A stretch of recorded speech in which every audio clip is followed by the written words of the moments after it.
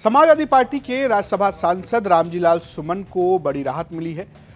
हाथरस के MP MLA court ने उनको उस मामले में बरी कर दिया है जिसको लेकर खूब हंगामा करा। जी हाँ, रामजी लाल सुमन ने 21 मार्च को राज्यसभा में एक बयान दिया जिसमें उन्होंने राणा सांगा को लेकर बातचीत की। दरअसल वो बात कर रहे थे मुसलमानों को लेकर। उन्होंने कहा कि लगातार आप मुसलमानों को बाबर की औलाद करते हैं। अगर आप मुसलमानों को बाबर की औलाद बताते हैं तो आखिर बाबर को भारत में किसने बुलाया?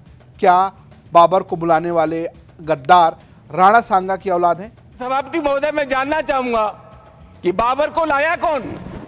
बाबर को इब्राहिम लोदी को हराने के लिए राणा सांगा लाया था। तो मुसलमान तो बाबर की औलाद हैं और तुम गद्दार राणा सांगा की औलाद हो, ये हिंदुस्तान में तय हो जाना चाहिए। अगर बाबर की तो आलोचना करते हैं, राणा सांगा की आलोचना नहीं करते।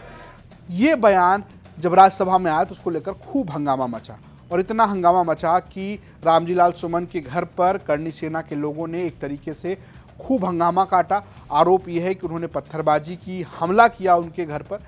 इतना ही नहीं, इसके बाद आगरा में बड़ी जनसभा की गई और उसमें खूब तलवारें भी लहराई गई। तमाम करनी सेना के लोग पहुंचे और यहाँ तक कि अखिलेश यादव को गोली मारने की धमकी दी गई।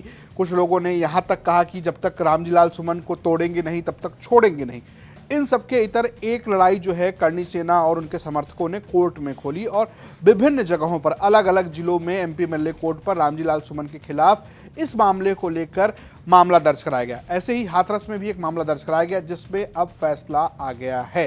दरअसल रामजी लाल सुमन को कोर्ट से बड़ी राहत मिली है। कोर्ट ने कहा है कि जब राज्यसभा से ये पूरा मामला बाहर निकाल दिया गया तो इसका कोई मतलब नहीं बनता है। रामजी लाल सुमन के वकील ने बताया कि आखिर किस तरीके से ये पूरे मामले की सुनवाई हुई। राज्यसभा में राणा सांगा के ऊपर एक बयान दिया गया था और जब कोई बयान दिया जाता है राज्यसभा या लोकसभा में और जब वो कार्रवाई से निकाल दिया जाता है तो वहीं मामला ख़त्म हो जाता है। लेकिन कुछ लोगों ने उसको इशू बना लिया और न्यायालयों में वो मुकदमे पड़े। जगह जगह पर इस तरह के मुकदमे खारिज हो रहे हैं। सबसे पहले बनारस में खारिज हुआ, आज ये हाथरस में खारिज हुआ है। इसी तरीके से हरिद्वार में भी पड़ा है, सहारनपुर में पड़ा है। इसी आधार पर ये सारे मुकदमे खारिज होंगे। और रही बात छवि की, तो इसमें किसी की कोई छवि धूमिल नहीं की और ना ही माननीय रामजी लाल सुमन जी का ऐसा कोई उद्देश्य था कि हम किसी की जाति, धर्म को या बिरादरी को हम जो ठेस पहुंचाने का काम करें, ऐसा कुछ नहीं था और ना ही ऐसी कोई राज्यसभा में बात कही गई थी। लेकिन मीडिया ने उसको तोड़ मरोड़ करके पेश किया था और वो क्या नाम है, जब वो उसको पेश किया तो पब्लिक में आ गया तो लोगों में कुछ रोष हुआ। उनके जानलेवा हमला किया, उनके परिवार पर जानलेवा हमला किया, उसमें एफआईआर हुई, तमाम तरह की उनका घर तोड़ा गया, उनके बच्चों को जान से मारने का प्रयास किया। तो आज उसी के तहत जो मुकदमा था आज वो खारिज हो गया है। माननीय न्यायालय के आदेश का सम्मान करते हैं हम और उनको एक तरह से जीत मिली है, हम लोगों को न्यायिक जीत है। देखिए, मुख्य बिंदु ये है कि कोई भी राज्यसभा मेंबर या लोकसभा का सदस्य राज्यसभा में या लोकसभा में कोई अपनी बात कहता है तो उसकी वो अभिव्यक्ति की आज़ादी है। और जब वो रिकॉर्ड से कोई बात गलत होती है, अगर उसने अध्यक्ष ने उस बात को उसकी कार्रवाई से निकाल दिया तो फिर वहाँ कोई बात रह नहीं जाती है, क्योंकि कार्रवाई एक तरह की सज़ा होती है। तो वहाँ उसको निकाल दिया गया था कार्रवाई से, अब कुछ शेष नहीं रहा।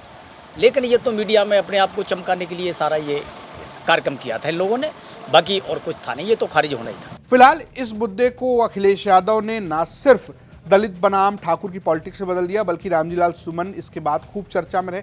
हालांकि करनी सेना अभी भी उन पर रह रहकर अटैक करती रहती है। आगरा से अलीगढ़ जाते हुए एक बार रास्ते में उनके ऊपर टायर फेंके गए थे, उसके बाद भी उनको लेकर खूब चर्चा हुई थी।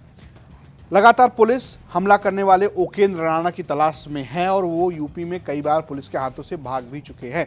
तो कुल मिलाकर रामजी लाल सुमन को एक कोर्ट से तो उन्हें अभी राहत मिल गई, बाकी कोर्ट से क्या उन्हें राहत मिलेगी और क्या करनी सेना उन पर इस तरीके के अटैक कम करेगी, ये देखने वाली बात होगी। स्टोरी भेजी है हमारे सहयोगी हाथरस से राजेश सिंघल ने। देखते रहिए यूपी तक। नमस्कार।